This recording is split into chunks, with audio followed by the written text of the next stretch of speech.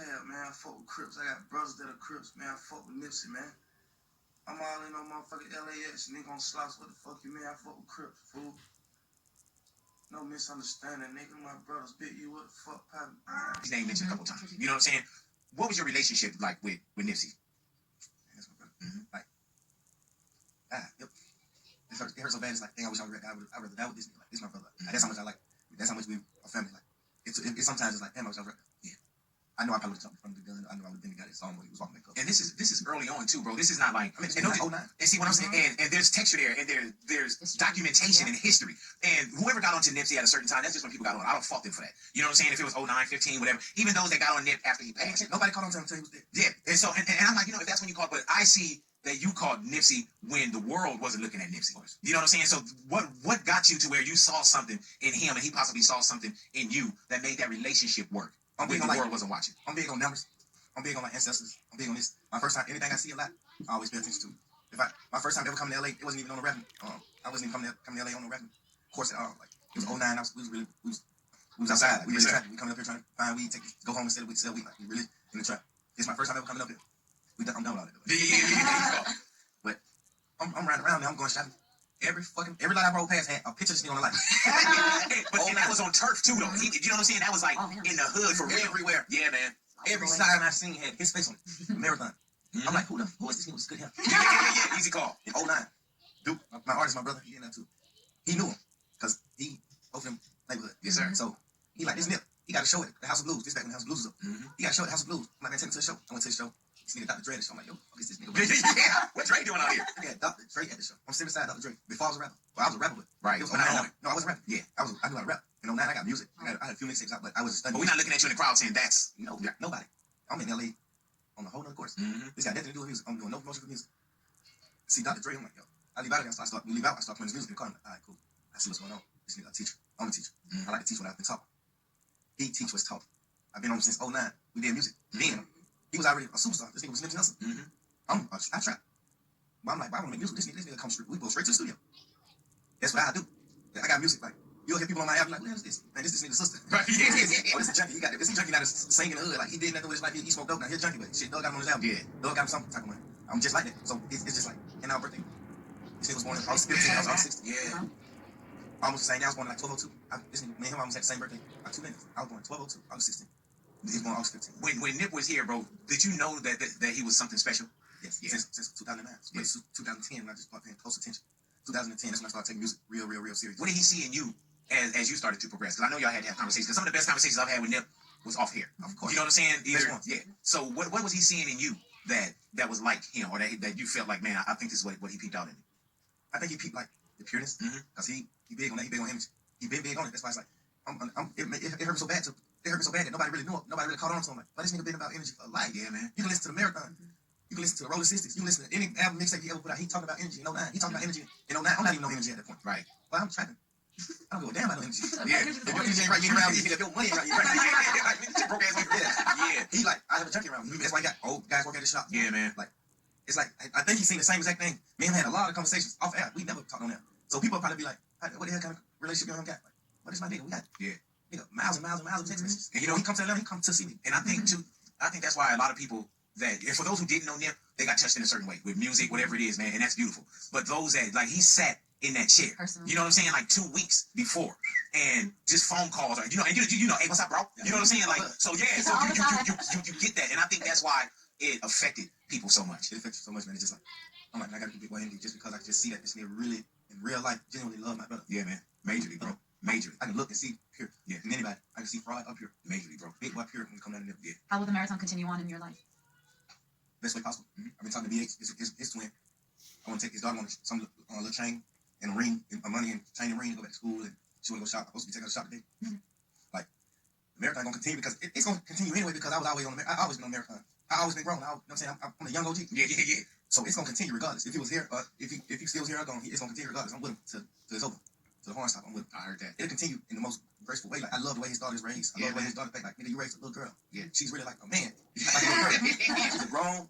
Yeah, and the way that he, and continue as well, the way he brought her up and the way he talked to her. You know what I'm saying? Like real conversations as well, man. You know, and he gave her a lot in a small amount of years. That's why when we say the marathon continues, bro, we gotta continue to just add water and let that continue to grow. And that's everywhere, man. We learn so much from Brother Nip. You know what to do in your community, how to treat people. And I always tell people too, Doug, I'll say, man, character is what's being said about you when you're not in the room. Yes. And when he wasn't in the room, people always spoke well about brother. Bring me away from me. Yeah, and easy.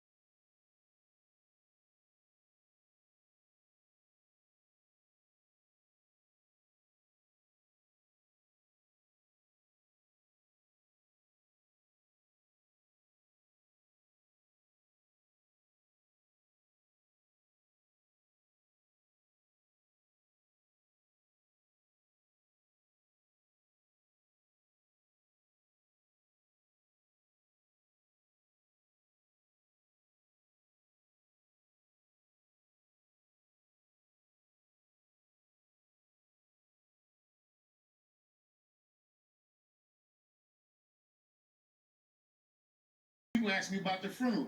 I already went through that with Sandman when Sandman got killed. You know what I mean? And the family was feeling some kind of way and all that. I didn't want to go through that. And I definitely didn't want to see my nigga laying in no casket dead. I ain't looked at a casket or nobody laying in the casket, bro, and I don't know how long. And I didn't want to see my nigga laying on his back. I want to remember my nigga standing up. Like I remember him. Like I got the picture in his head to this day. I ain't looked at none of my nigga laying down. After that text message, you and Nip chopped up some paper too, didn't you? Yeah, I just did the deal with and they still paid the family, and nobody gonna say thank you. I did the deal with Bobby D. Me, Bobby D, and Snoop did the deal for $100,000 because me and Nip was talking about his numbers going up for $100,000 for the last concert. That was the last deal I did with Nip. That was the last deal for $100,000 for, and then Snoop Nip turned it in Long Beach. They turned it to a dedication show to Nip. And if you think I'm lying, call Bobby D or Snoop, and they'll tell you. You know what I'm saying? But I mean, you know, like I said again, that was my kid, bro. I loved him like, you know, I loved him like a son.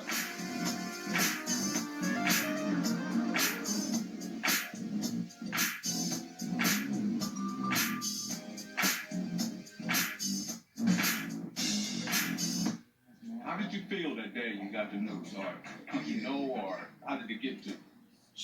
We was going to the Gunna concert. Gunna had a show right here in I want to say it was Orange County, Long Beach, something like that. And we was all together. It might have been about 20 of us. Me, Bear Claw, Fat Mac, Board, Me, Fat Mac, all the board brother. It was about 15 of us, and we was all on. We had just left 4th Avenue in my Sprinter, and we was like 5 cars. We went over to 6th Avenue, and we was finna get in a Sprinter and all drive to OSBS was gonna open up for Gunner, and then we was sitting on 6th Ave, and everybody's phone started ringing, and then Bear Claw said, "Man, they said it was a shooting up there at Nips. A Nip shop." So we ain't thinking that. We like, anybody dead? They said, "No, I ain't said yet." Because what niggas don't get, this is what the world is funny to that the world don't understand, is it's almost a shooting at Nip shop at least once a month when the homies get shot. But you gotta be from over here to know that. So about 15 minutes later, all my phones is going off. I got like 3 phones. They just start going off. Nip got hit, Nip got hit. So now we all call it. So now everybody in a panic. We all like, Nip got hit. So now we immediately, everybody, but we called in the goddamn car. So I jump out of the car with them and jump in the Sprinter that's in the front. And we rolling up there. We gotta go, we gotta go get shaped up. And then we pull up to the thing.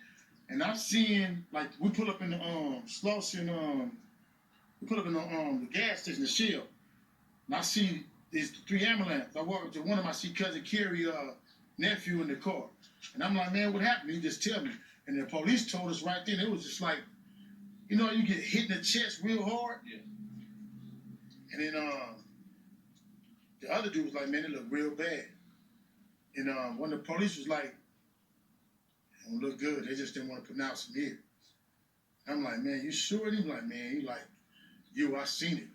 And I'm like, it was almost like, you know what I'm saying? You want to just be strong, but you like, damn. What's your memory of your dad and Nip's relationship? What do you remember about that? Shoot, as far as I know, every time I was around him, we was like a uncle and a nephew. Like me and Nip, we was very close. I worked out in the backyard, he was there. So like, for him to be at our house, I know anybody that come to our house gotta be some type of close. My dad don't let nobody just walk in our house or know where we live. And it was business, because I seen the business side, but I seen the relationship as well. The laughter, they play chess, it was all that. I seen all that. Draws. Do you know Shitty? Nah, I can't even. That's the funny thing is, I don't even know the nigga. I can't even put a face to the nigga, though. I mean, but he what? My son and mates. You know what I'm saying? I knew the other Shitty. The other one that's in jail, Citro. The rapper. Yeah. And I don't even know what part of the hood this nigga come from. Off the wall question. Do you know Big Cass? Oh, yeah. Wait, instead of piecing it, we get goddamn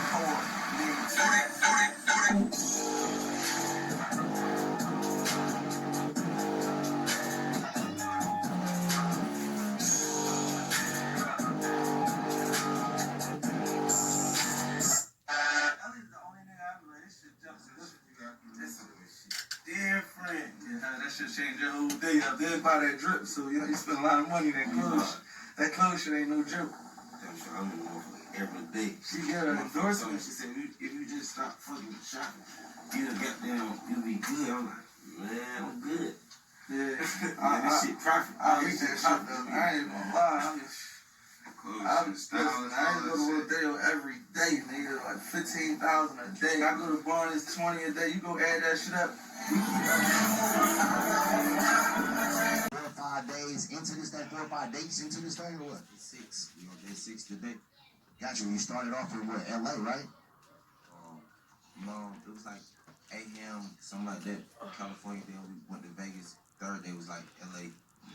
Yeah. And that's when the whole like Nipsey thing happened and everything. I heard you wanted to cancel the tour and couldn't, or He died the first day. My tour started the 31st. got you. Now, did you have a relationship with Nip, or you want to talk about like what was your relationship with Nip?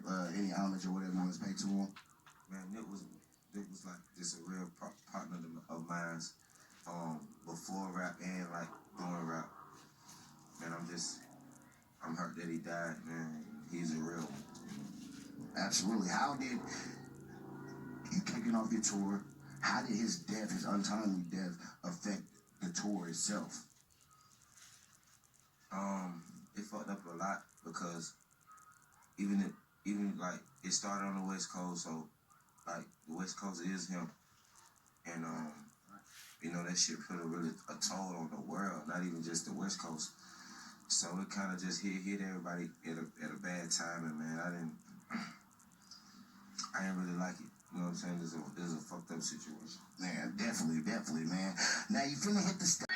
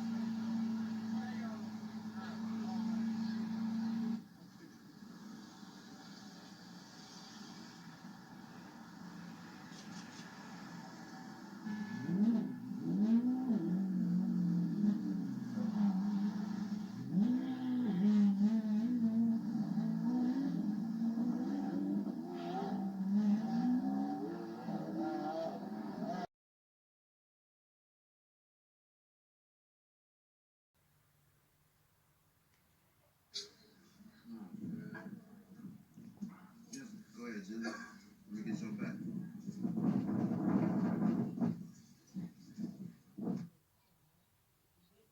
My prayers. I pray that the people that's against me, the world call them ops.